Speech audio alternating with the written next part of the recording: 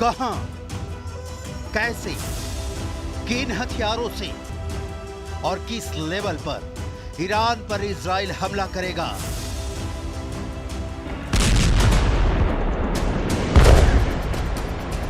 हमले का blueprint leak हो गया है। अमेरिका के रक्षा विभाग पेंटागन में इस वक्त हड़कंप मचा हुआ है। इजराइल का टॉप सीक्रेट लीक होने पर जांच बैठा दी गई है।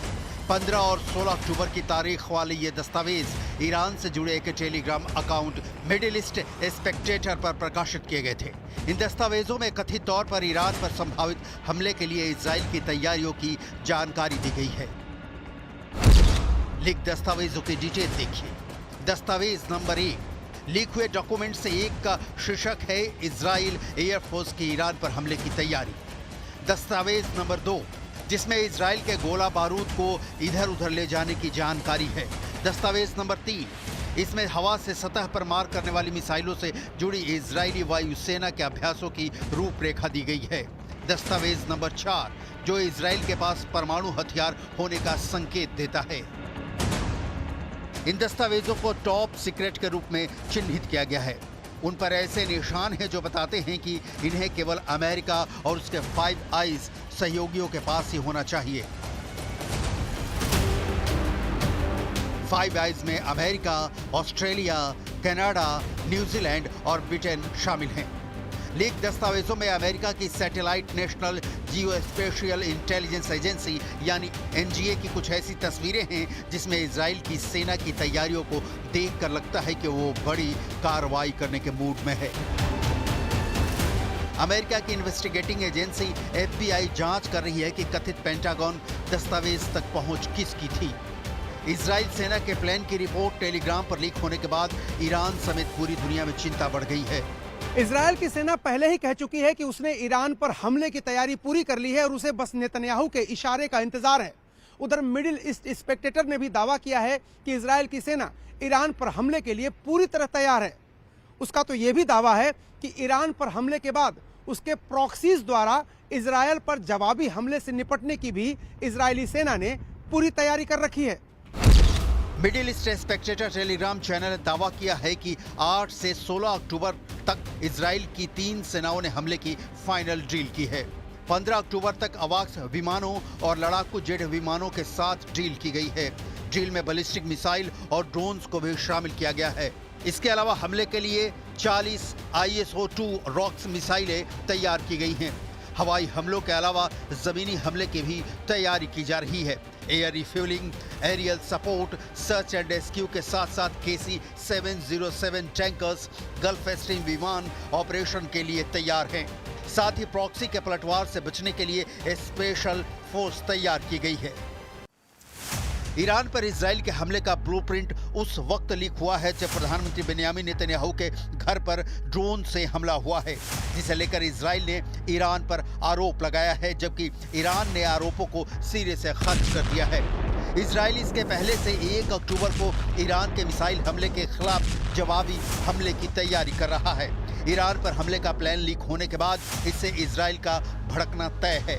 यरूशलेम पोस्ट ने एक अनाम वरिष्ठ इजरायली अधिकारी के हवाले से बताया है कि इजराइल लीक के बारे में जानता है और इसे बहुत गंभीरता से लेता है।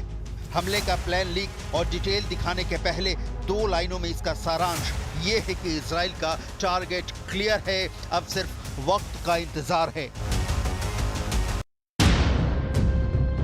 इजराइल की समझ बिल्कुल साफ है कि हमास हो, हिजबुल्लाह हो या यमन के हूथी विद्रोही हों, ये तभी तक इजराइल के खिलाफ खड़े होने की, लड़ने की क्षमता रखते हैं जब तक ईरान इन प्रॉक्सी ताकतों के साथ है।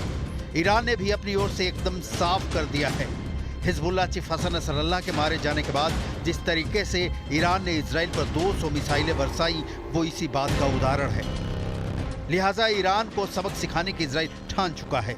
शुरू में तो यहाँ तक कहा गया कि इजराइल ईरान के न्यूक्लियर ठिकानों, तेल डिपो तक पर हमला करेगा, लेकिन बाद में बाइडेन के बयान के बाद कहा गया कि इजराइल इन संस्थानों पर नहीं बल्कि ईरान के मिलिट्री अड्डों को निशाना बनाएगा। यानी अमेरिका की ओर से भी ईरान पर हमले की इजराइल को हरी झंडी मिल चुकी है।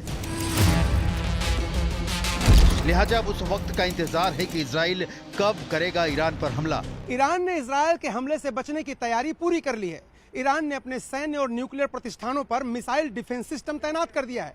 अब ये सिस्टम ईरान को कितना बचा पाएंगे ये तो देखने वाली बात होगी, लेकिन डर इस बात का है कि नेतन्याहू के घर पर हमले के बाद कहीं नेतन्याहू ईरान की न्यूक्लियर और ऑयल फैसिलिटीज पर हमला न करने के अपने वादे को तोड़ न दें। ईरान के हमले से बचने की तैयारी कैसी है, डिटेल देखिए।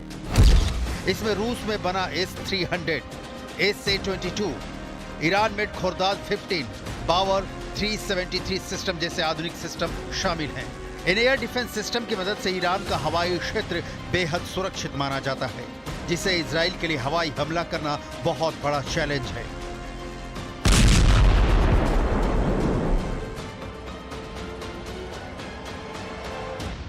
ईरान के एयर डिफेंस सिस्टम में सबसे महत्वपूर्ण प्रणाली रूस से हासिल S-300 है। यह सिस्टम 160 किलोमीटर की दूरी से लड़ाकू विमानों को निशाना बनाने की ताकत रखता है। S-300 सिस्टम ध्वनि की गति से 5 गुना तेज गति से एक साथ कई लक्ष्यों पर दर्जनों मिसाइलें दाग सकती है। इस क्षमता के कारण इजरायली लड़ाकू विमानों के लिए इससे बच पाना मुश्किल साबित हो सकता है। इजराइल से ईरान की सेफ्टी वॉल की जानकारी छुपी नहीं है।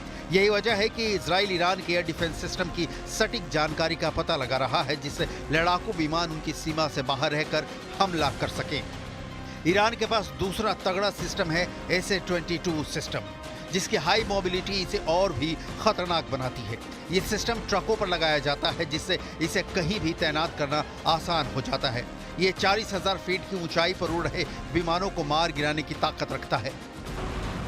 ये सभी सिस्टम मिलकर ईरान के हवाई क्षेत्र को और अधिक सुरक्षित बनाते हैं।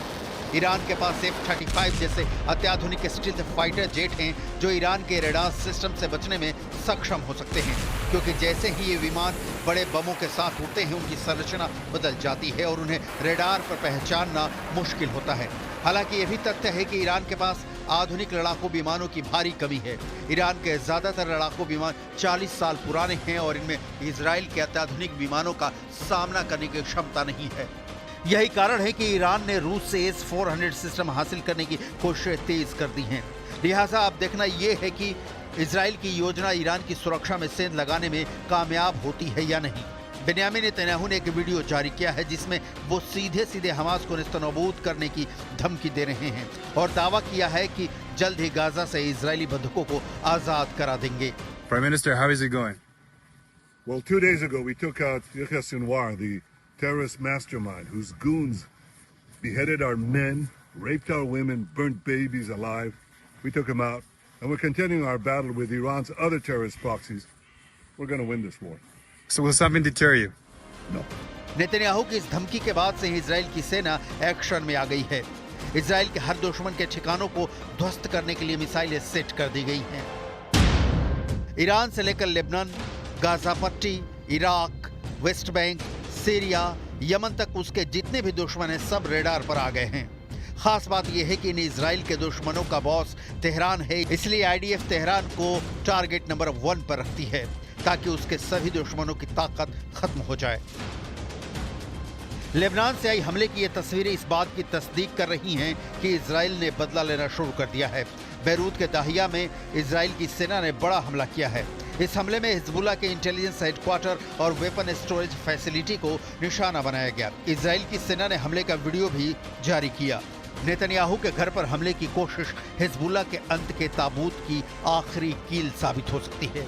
इसलिए इजराइल के सैनिक लेबनान में नॉन स्टॉप हिजबुल्लाह के ठिकानों को ध्वस्त करने में जुटे हैं। इसकी एक और तस्वीर सामने आई है, जिसमें इजराइल ने दक्षिण लेबनान में हिजबुल्लाह की सुरंग नेटवर्क को तबाह करने का दावा किया है। इजराइल का दावा है कि भारी तादाद में विस्फोटक के जरिए इस टनल नेटवर्क को उड़ा दिया। वहीं बैरूत में इजराइल ने हिजबुल्लाह के बड़े ठिकानों को टारगेट बनाया है। इजराइल का दावा है कि यहां हिजबुल्लाह के हथियार रखे हुए थे।